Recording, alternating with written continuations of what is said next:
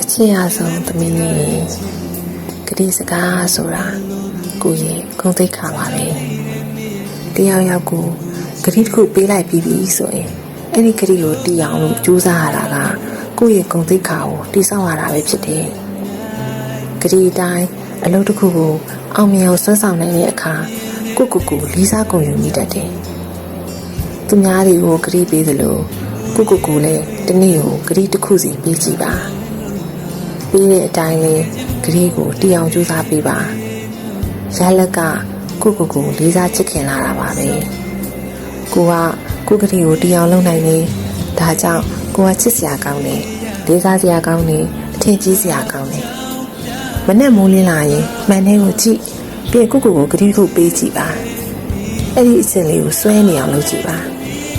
ဒီနေ့စာအုပ်တအုပ်ရဲ့စာမျက်နှာ10မျက်နှာပြီးအောင်ဖတ်မယ်ဒီနေ့ဘာအကြောင်းမှစိတ်မဆိုးမိအောင်နေမယ်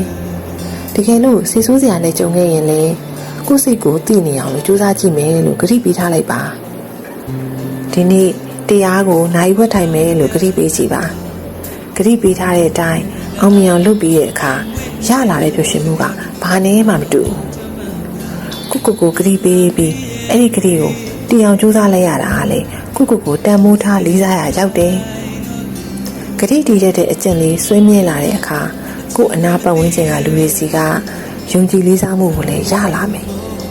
ကိုဟာဂတိတည်တဲ့သူတစ်ယောက်ဖြစ်ကိုယ့်ရဲ့ပုံရိပ်ကိုပုံဖော်ပေးပါတယ်